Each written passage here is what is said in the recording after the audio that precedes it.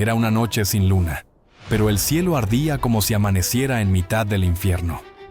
Luces cruzando la oscuridad, explosiones que hacían temblar el suelo, alarmas que gritaban más fuerte que las voces humanas.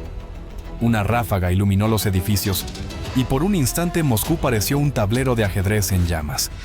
Nadie sabía quién atacaba a quién, solo que algo se había roto el orden. El silencio, la distancia entre la guerra y la ciudad. Drones que se movían como insectos furiosos, misiles que buscaban sombras. Y en medio de todo, una sensación algo grande estaba a punto de ocurrir. Desde los techos, las cámaras grababan el caos.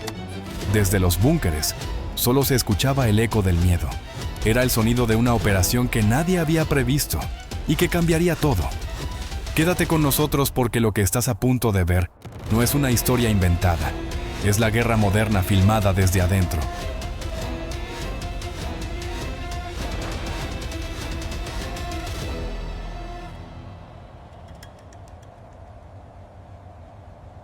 (04:58 de la mañana). Moscú aún dormía, excepto un zumbido que cortó el aire. Un dron solitario descendía como si la gravedad tuviera prisa. 4 segundos para el impacto, 3, para arrepentirse 2, para rezar 1 para la historia. Si caía 5 metros a la izquierda, Rusia tendría un nuevo cráter. 5 a la derecha, Ucrania, un nuevo escándalo. Nadie respiraba. En ese instante la diferencia entre un genio estratégico y un idiota con joystick era solo cuestión de pulgadas. Y lo mejor es que todo eso era apenas el comienzo. No fue una noche de 1 contra 1. Fue un teatro de sombras.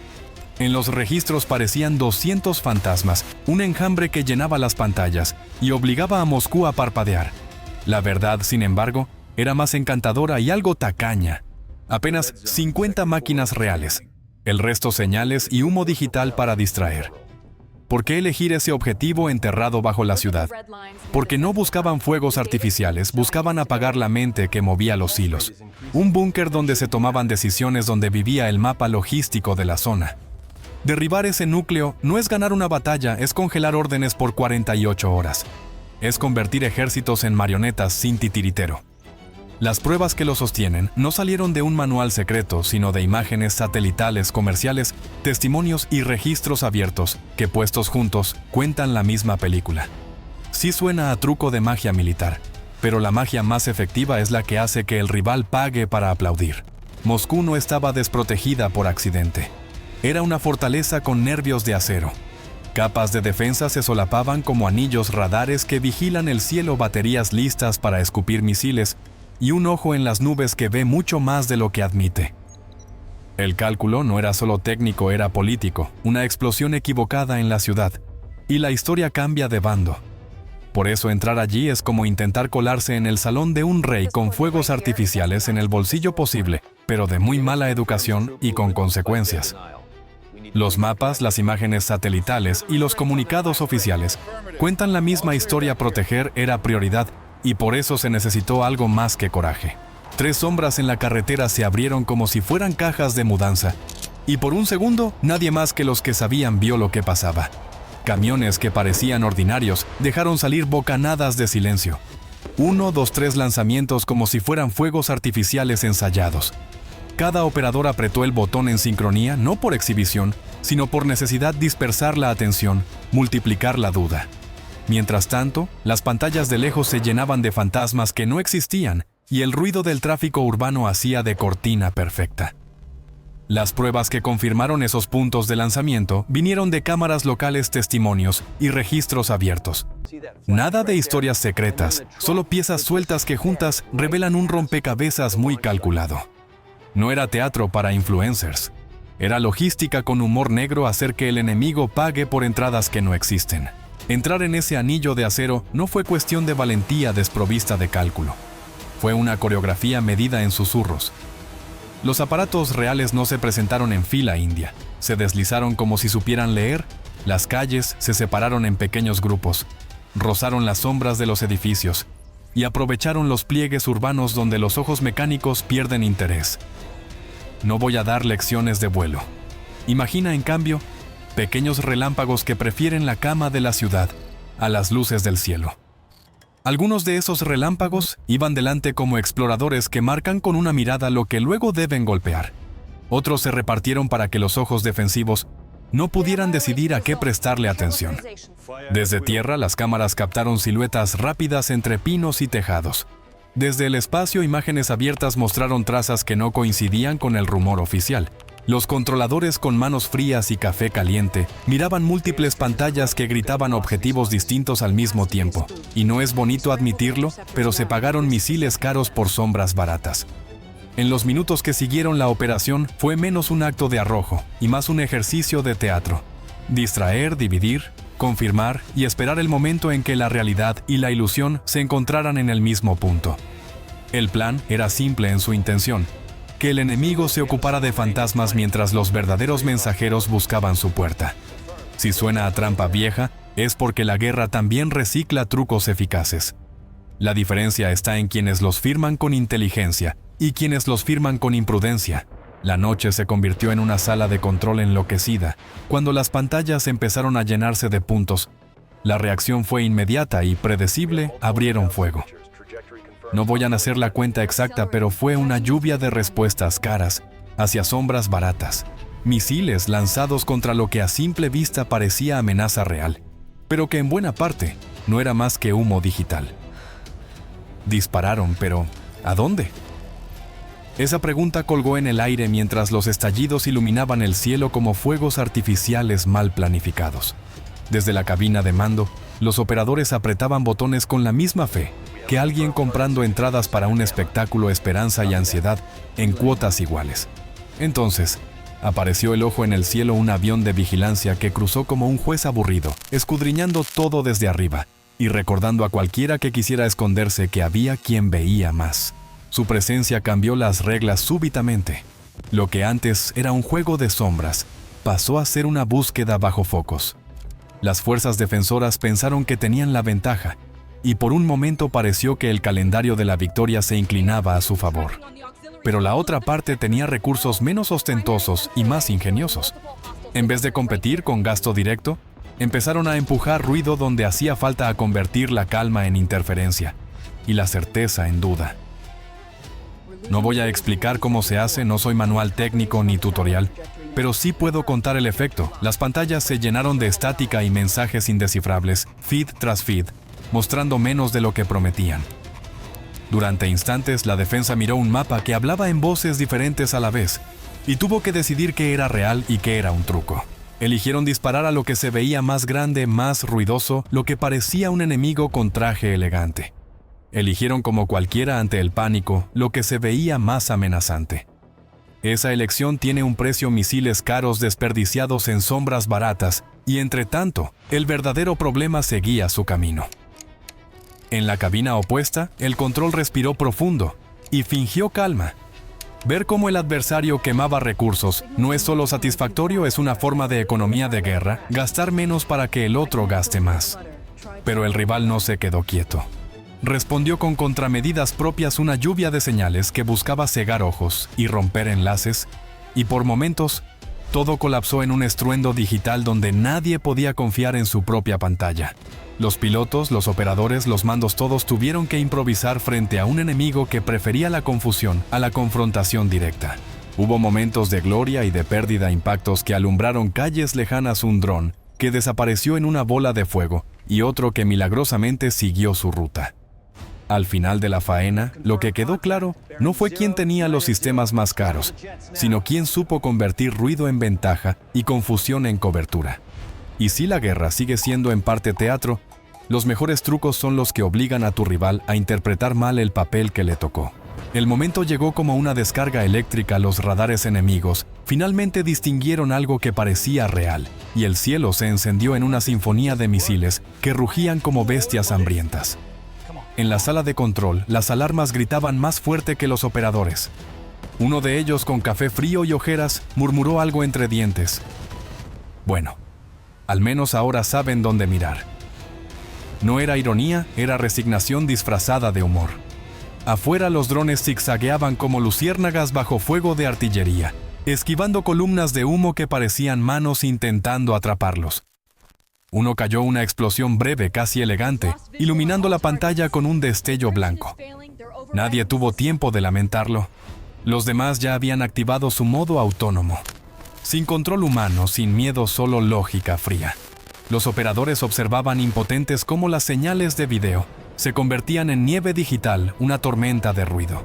«Se fueron solos», dijo otro, sin apartar la vista como si hablar en voz alta pudiera mantener el contacto. Era la parte más cruel cuando el ingenio deja de obedecer y sigue su programación pase lo que pase. Afuera los misiles seguían buscando calor como sabuesos ciegos. Los drones liberaron pequeños señuelos que ardían más que ellos mismos, pequeñas trampas térmicas que bailaban en el aire y hacían que los misiles se lanzaran tras la mentira más brillante. Uno tras otro, los proyectiles explotaron antes de tiempo, dejando tras de sí una lluvia de fragmentos incandescentes. En medio del caos, 3 drones seguían avanzando cortando el aire, como si cada metro fuera un desafío personal. Desde el suelo, cámaras civiles captaron luces diminutas atravesando la noche, y en las redes empezaron los rumores. Meteoritos sobre Moscú. No eran meteoritos, eran mensajes con alas. En la sala de control el reloj marcaba segundos eternos. Uno de los monitores parpadeó, luego otro, y solo quedaron 3 puntos rojos que avanzaban sin sonido. Si llegan será milagro. Si no será estadística, bromeó el jefe de turno sin apartar la mirada. Nadie rió. Los 3 puntos se acercaban a su destino y cada operador contenía la respiración. El ruido de fondo se convirtió en un zumbido sordo, el mismo que precede a las noticias que nadie quiere escuchar. En el último minuto, uno de los drones desapareció del radar tragado por un muro de fuego. 2 seguían, luego 1, luego silencio. La pantalla quedó negra. Unos segundos después, una señal corta casi imperceptible marcó un impacto. Nadie habló. Solo se escuchó el aire acondicionado y el corazón acelerado de quienes sabían que aunque algunos no volvieron el mensaje, sí había llegado. Entró como un susurro que se convirtió en estruendo. Primero hubo un golpe seco, un crujido interior que no sonó a explosión exterior, sino a algo que la estructura no esperaba, un impacto en el corazón de la instalación, que no buscaba abrir puertas, sino cerrar circuitos. No voy a describir cómo se hizo, solo lo que vimos después. Las luces titilaron, y las alarmas internas diseñadas para despertar a una ciudad entera sonaron con una cadencia torcida, como si alguien hubiera intentado tocar un reloj con un martillo. Dentro del búnker, el aire se volvió pesado y caliente de repente. No era fuego corriendo por los pasillos, sino una presión que empujaba las puertas hacia adentro y hacía que las lámparas vibraran como campanas tristes. Los técnicos que apenas minutos antes supervisaban racks y pantallas buscando números y rutas, se quedaron mudos. Las imágenes que recabaron después los mostraban cubiertos de polvo y con la mirada perdida, levantando manos como si pudieran sostener una red de cables que ya no existía. No fue una explosión espectacular por fuera, no hubo una bola de fuego que iluminara el horizonte, sino una agresión íntima contra el interior. Racks torcidos, bandejas de servidores volcadas, discos duros, partidos como latas aplastadas. Los indicadores ya no parpadeaban.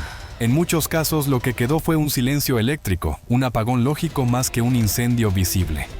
La intención no fue sembrar ruinas sin propósito, fue convertir datos en silencio. Los técnicos de operaciones hablaron luego de que las unidades de almacenamiento habían dejado de responder en cadena, que los sistemas de respaldo no se activaron como se esperaba. Las comunicaciones internas se quebraron en momentos críticos. Las órdenes que deberían haber corrido como trenes por la red se perdieron en baches invisibles. El resultado a simple vista parecía cacofonía.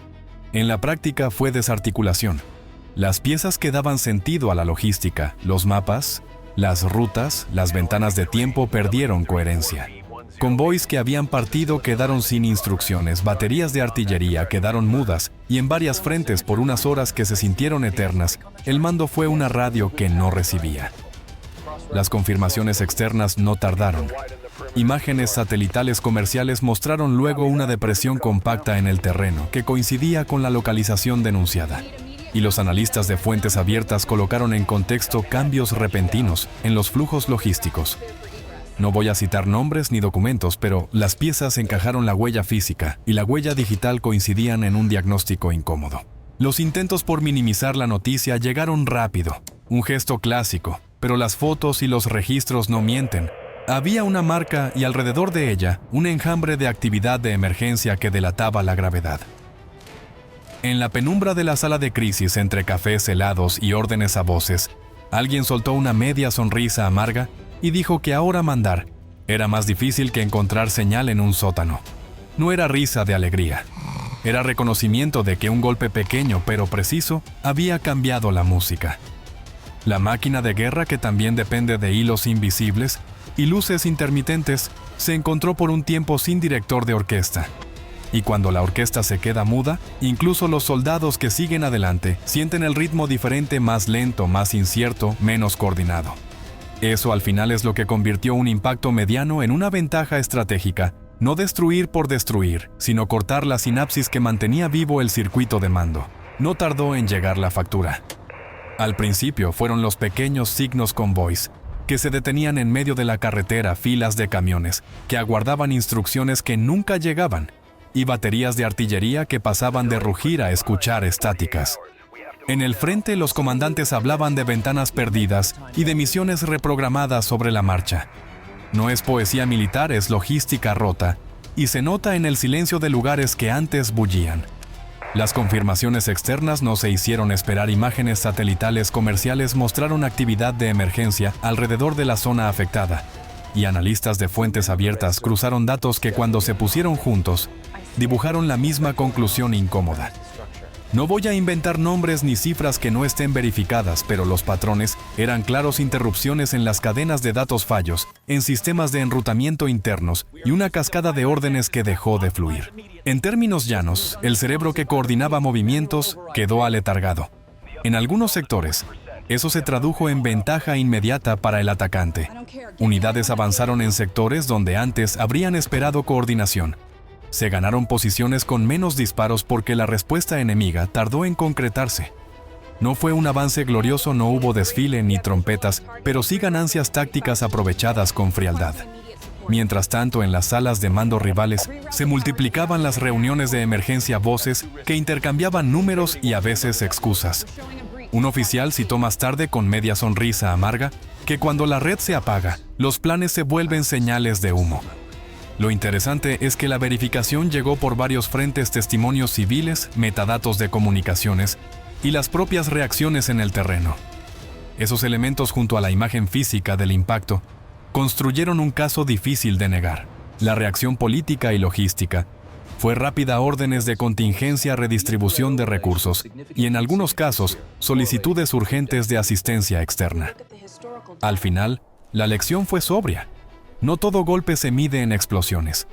Algunos se cuentan en minutos de silencio, convoys parados y redes que dejaron de hablar. Esos minutos pueden cambiar el mapa más que cualquier titular ruidoso. Al final, la historia no se midió en toneladas de explosivo, sino en gramos de ingenio. 50 drones contra un sistema de defensa que cuesta más que un país pequeño. La ecuación no favorece al que gasta más, sino al que piensa mejor. Y aquí está el chiste amargo. Rusia no perdió un búnker, perdió la ilusión de que el dinero compra invulnerabilidad. La guerra moderna ya no premia al más ruidoso, sino al más astuto. El futuro pertenece a quien entienda que un algoritmo puede ser más letal que una bomba. Políticamente, el eco fue inmediato. Las capitales hablaron de eficiencia asimétrica y los presupuestos se ajustaron como por arte de magia. Nuevos fondos, nuevas promesas y, por supuesto, nuevos discursos sobre ética y responsabilidad. Porque atacar bajo una ciudad no es solo una maniobra técnica, es una línea moral que se cruza con cuidado y cada vez más cerca. Lo que pasó esa noche no fue solo un golpe militar, fue una lección global. Los satélites pueden mentir, los comunicados pueden suavizar, pero los resultados siguen siendo los mismos.